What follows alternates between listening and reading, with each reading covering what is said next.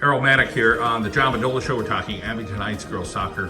Fantastic season. And of course, the best part of the season is coming up, but there's been a lot of hard work. You've got a great group of seniors here. There's some talented underclassmen. Good program there at Abington Heights. So let's talk about the joys and successes here of 2023. Yeah, we've had a great season so far. I mean, it's been a little bit beyond what, I kind of imagined. I know we had a great squad coming in. We had a hard finish to last year. We were really intent on hopefully winning a district title for the first time in quite a few years. And, we lost on kind of a tough game and to a really good team, but it was really hard for us. And so, this group of seniors and also the group of freshmen, we had a big freshman class last year. And, this group of freshmen that are now sophomores and the juniors, I think they've been very determined to make something special out of this year. Let's talk about the work ethic of these girls. That you have to ask them much, or it's like, hey, coach, we're getting together. No, they're all. I mean, Madeline Davies is our returning captain. She ran everything this year, but it's very easy because they all are into soccer. They all love soccer. They get along really, really well, which is huge with any kind of team. But yeah, they're super hard workers. And it's not just like one girl's going somewhere or two girls are going somewhere. We got a bunch of seniors that want to go play at that next level and at various levels. Correct, exactly right. Yeah, it makes things very easy when you've got people that are into the sport that you're playing. Let's talk about trying to stay healthy. Not always easy in soccer. It can be, physical or just injuries that go with it. And it's a lot of it. I mean, my style, even when I was at Mountain View and we didn't have quite as many players or as much depth, I still played 17, 18 kids. I'm very much into subbing and making sure that, we're not overdoing every game, especially when you get these 3-4 game weeks.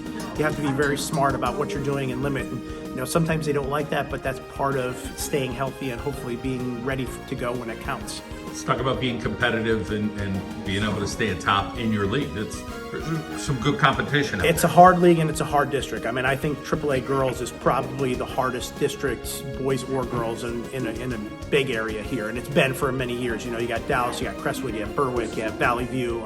Prep was in it, but now they've dropped down to AA.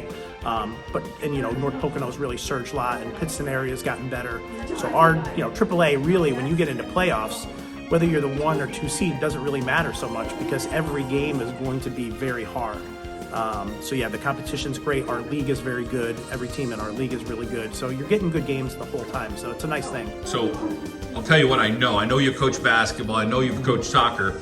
Well, let's talk about your coaching influences in your life. Who has kind of molded you, or people you've looked up to, said, boy, my high school coach really did this, or this person, I really leaned on this veteran coach? It's that's actually very interesting because I can't really even point to one person.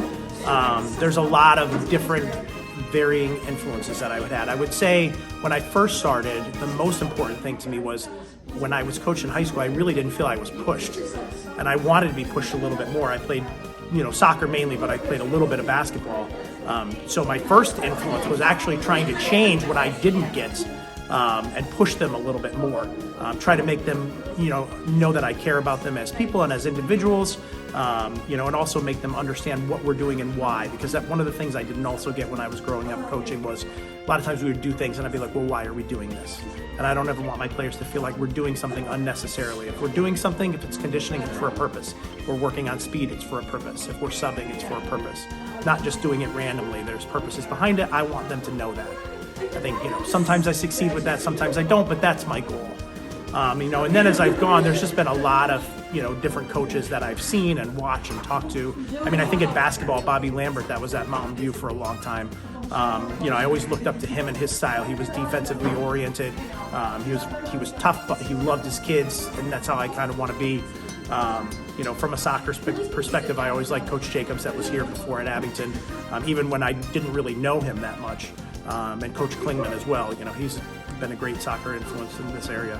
But I kind of try to take the best of people and take their characteristics, take the things that I don't like and make sure I don't incorporate those and put my own spin on it. So it's a very broad, varying degrees. And then I coached at Lackawanna with Joya Whittington too. And I trained her actually in high school and in college. I was her performance trainer in that period of time. So it was an interesting, I stepped down from high school and got into that. That was very interesting. But she really taught me about tough love and being tough at the same time, really caring and loving your players. And I guess at any given time, and when you look at the Abington Heights coaching staff, you guys have that ability to go lean on the basketball coach, the football coach, your athletic director, coach at the college. We've got a lot of good coaches there at Abington that sometimes you're at a school and people probably don't share, but you have that ability if you want to. Absolutely. Yeah, even Deanna Klingman, that's the girls coach. I highly respect her, and she's a great person to go to as well.